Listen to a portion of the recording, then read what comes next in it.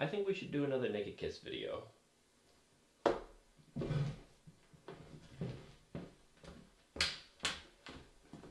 Okay. What are you? Oh shit! No, not again!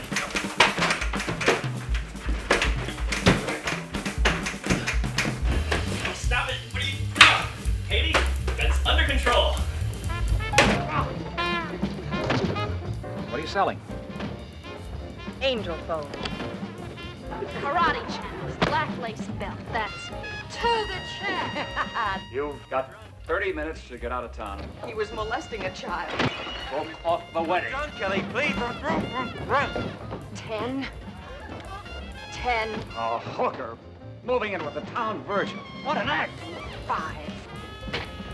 You'll be every man's wife-in-law. That's me. No man's wife. So here we are. We're doing a second video on the Naked Kiss. Like what, 5-6 years after the last one? Yep. We got a little guest reviewer here today who won't go the to sleep. You can sleep here, but just for tonight. But Katie, why are we revisiting the Naked Kiss all this time later after not having done videos for a while? We're doing another video on a movie we've already done instead of doing a new movie. Because, first of all, this movie is awesome, and I could talk about it. I could do 10 videos on this movie. But also, because we managed to, by ways which we cannot talk about, obtain a copy of the out-of-print, extremely rare novelization. Sam Fuller, he's known primarily as a director, but he has written a handful of novels, mostly kind of detective, I don't know, detective stories, but kind of thrillers in the same vein as his movies. His books are just very difficult to get a hold of, most of them. You can buy the Big Red One fairly easily. And the Naked, I knew that he had written the novelization for the Naked Kiss. I've been wanting to read it for a very long time because we love the movie. And I thought it'd be fascinating to hear a little bit, hear those characters fleshed out more on the page. Well, I don't see any battle scars. It's because I practice the first rule of the house. Get in with the local law first. It breaks the ice for later. There'll be no later. This town is clean. What do you mean by that? Means you and me will get along like noise and a hangover if you pitch tent in my bivouac. Boy, for a cop, you ought to read books. Gotha, for instance. Go who? I love the movie, but because it was in the 60s and there were all these restrictions, there were parts where it was kind of hard to know what was going on, and I had to like rewatch it twice. So I'm like, I had two thoughts. One, I hope that in the book it's less confusing, and also I hope in the book it doesn't get too graphic because they don't have all those restrictions on it. They're all a flock of broken down bimmies. All except Hatrack. Hatrack. The name suits her all right. There isn't a customer here who doesn't want to hang his fedora on her. So now we've read the book, and we have a little bit more insight. And we have a little bit more insight actually from, I haven't read this completely yet, but Sam Fuller's autobiography, he has a section where he talks about writing The Naked Kiss, where he got the inspiration for it. So with all this material, I kind of have a new perspective on the film. I thought it would be interesting to talk about. What's your name? Kelly. Your real name. Kelly.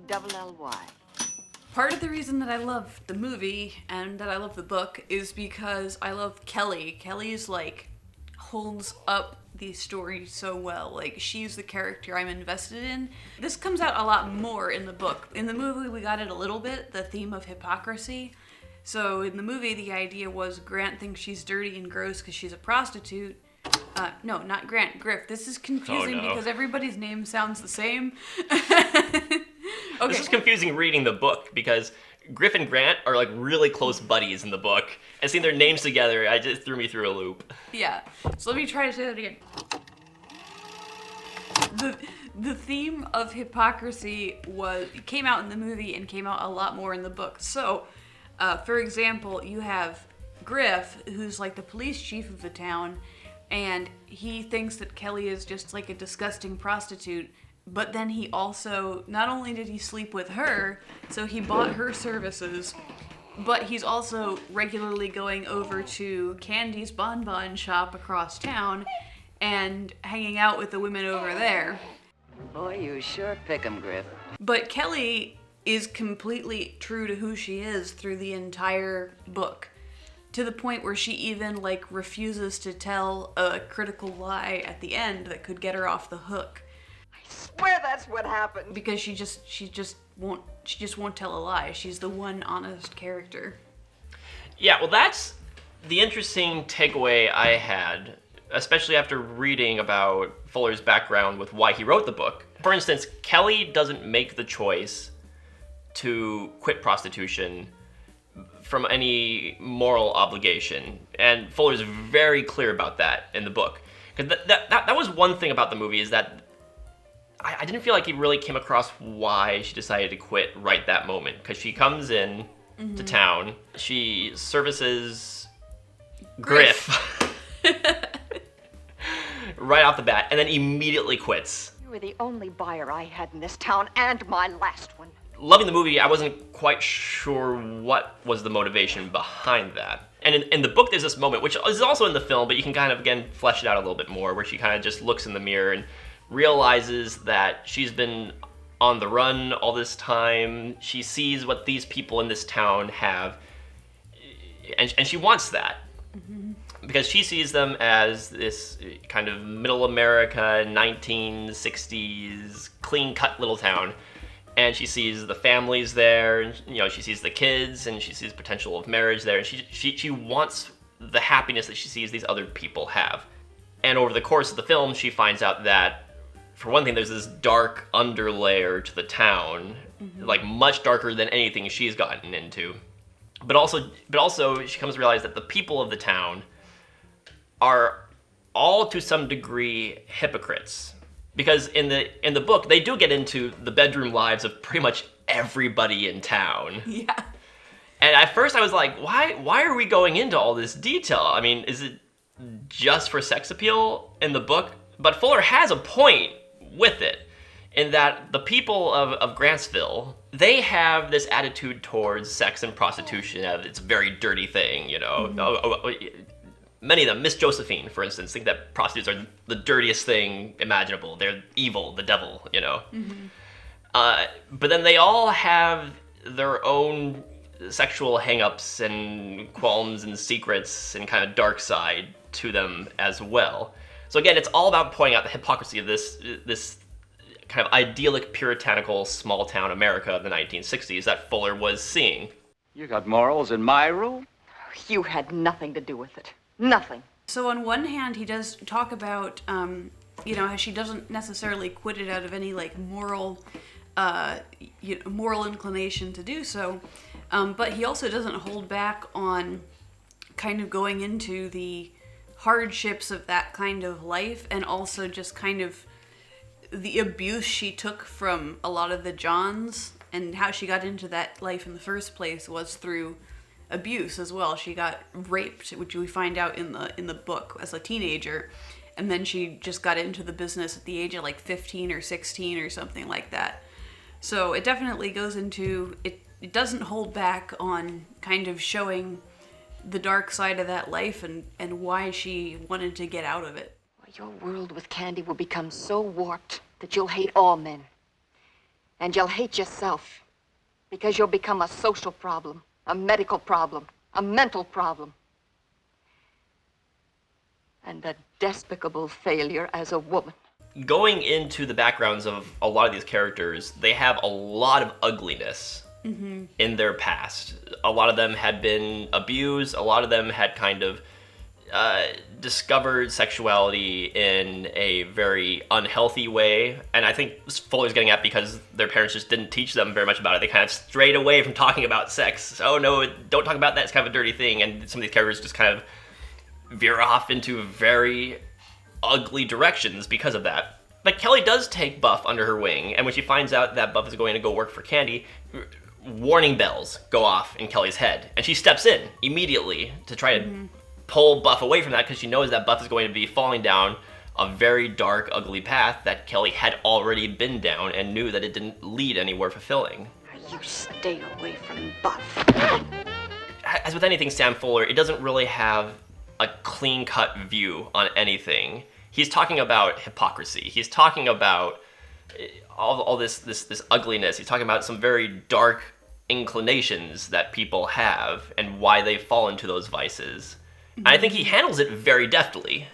Yeah, well, I think that's what a good storyteller does. If you have a movie or a book or any other kind of story and, it's hitting you over the head with its message, like, this is the message of the movie, I don't find those to be very good. But if you have a book or a movie which just looks at characters and the characters are true to themselves, like, they act the way a character would in that situation, then you get a much better story told because it goes into just the messiness of what it is to be a human, as opposed to saying, this is the way it is.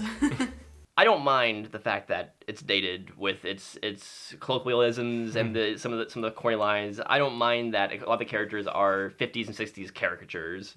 One aspect that we talked about in the previous video that I've had a change on, I think, is the dialogue. I'm pretty good at popping the cork if the vintage is right. And now I've seen quite a few of his more of his films. He made movies up until the 1990s, and I've seen as late as White Dog from the 80s. Pick Up on South Street is another one with very similar dialogue. What did you do with the wallet you lifted from the girl? Back up the pinch with a charge or drive me back to my shack. I'll drive you back in a hearse if you don't get the kink out of your mouth. Now look, Buster. And reading more about Sam Fuller's history, especially as a newspaperman, that's just the way he writes, and it's really crackling dialogue, the way it moves along. Talking about, if you can get your hands on the book, The Dark Page, which he wrote in the early 1940s, I believe, you really get a sense for how he writes and how he really wants to just grab your attention like a newspaper headline and just pull you through a story. This is a very gripping read. This is a very gripping read too. His books read very easily, and you can just kind of breeze through them.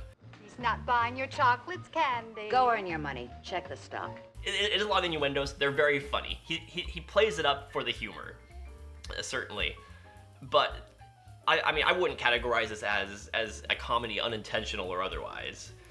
Yeah, well, what's interesting is, and what I did not expect was the whole opening scene where they're using champagne as an innuendo. Champagne? Best on the market. That is exactly the same in the book, that entire scene, which surprised me because, like, later in the book, I mean, he gets, like, he doesn't hold back on getting graphic and into details about sex. So it's just kind of funny that the scene is exactly the same when he has the room to get more graphic. You kind of feel him like laughing as he's typing at his keyboard, like, that's a great line. Let's put that in there, I just couldn't write a scene of a dance and the boy and the girl go out to the balcony, and he says it's a nice evening. Yes, she says he says cigarette, and he gives a cigarette. I love him. I've seen him in pictures since I was a kid. Silent days. I could never write it or shoot it. Unless, somebody had planted a bomb under her ass right before she came out for that cigarette. I really have to have something happening. I will say, watching The Naked Kiss this time, I think there were a couple directorial choices that, or maybe editorial choices. There were a couple of times when the camera seemed to kind of jump. Well, the whole scene with the reveal that Grant is a pedophile, like, if they hadn't later said that in the movie, I would have had no idea what was going on. He was molesting a child. He broke off the wedding. The child ran out. So you tried blackmail. The first time that I watched this movie was before we watched it for the first video. I'd seen it a few years before. And I had the same reaction, where it didn't have the weight and the punch that I think that scene needed. I think that scene really needed to grab the audience and drag them down instantly and give you this, oh shit moment. Yeah, because Constance Towers is just such a phenomenal actress, and you see it in her face. And, like, during that scene, when it's edited, you just see her walk in, and then you just kind of see this, like, rage building up in her face. But it's just edited in such like a weird way. So the audience should have been feeling whatever she was feeling at that moment. But instead, the audience was just feeling confused. Like, and you could have done it without being, because in the book, he's not explicit at that part at all, which is good, because I wouldn't want him to be explicit at that. He just says, like, the sentence is literally, he was molesting a child, and that's it. And then later, when she's in jail, Grant asks her if she ever had a baby, and she says, I can't have a baby. And she says it, like, with this sadness that she's upset about it. But in the book, they go into that theme way more, and you find out, like, you don't know all the details, but the theme of her just being desperate to be a mom is a lot more powerful, and then you find out that one of her Johns had forced her to get an abortion, like, early in her career, and then later they don't say why she can't have a baby, but she finds out for some reason she can't. And then that theme of her, like, really coming into the hospital and taking over the children's ward and becoming like a mother to them is a lot more prevalent in the book. And if you read it and then you watch the movie, you're like, oh, okay, that makes a lot more sense. So if you've seen The Naked Kiss, great. If you haven't seen it, definitely watch it. And if you can somehow get your hands on the book, because either you get really lucky on eBay like we did, or you just have like millions of dollars lying around. But if you can, by any chance, find a copy of this book. You know, search your grandma's box of books in her attic. Maybe she has it. It works as a fantastic companion to the film. I highly recommend watching the film, then reading the book. The writing style is just phenomenal. Like, it grips you and you just get pulled right through. So definitely, if you can read the book, definitely read the book. And if whoever owns the right to the book happens to see this, please republish this book. Because if anything happens to this book, I'll never get to read it again. And it makes me sad. We've got 4 kids in the house. They're gonna tear the book apart.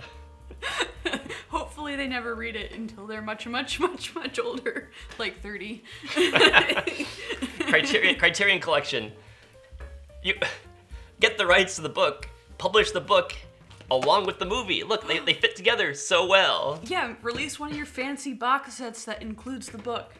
You've done it before. You got Red River. You got the book of Red River. Do it with The Naked Kiss. You don't have to pay it. I relinquish copyright to this idea. You don't have to pay us for this idea. Just do it, and we'll buy the box set, and that'll be payment enough.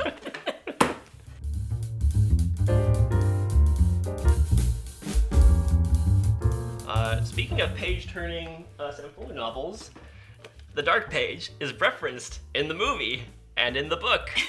He loves to reference himself in all of his stuff. There's a reference to Shock Corridor, which we got over there on the shelf somewhere. There's a reference to the Dark Page. There's a reference to the Big Red One, which was a film that he would eventually make because he put the one symbol from the First Infantry. He put that in all of his movies. It's just kind of funny. These book and movies, especially, have a ton of Sam Fuller references in them. Mm-hmm. This is fun. It's fun if you get into his filmography.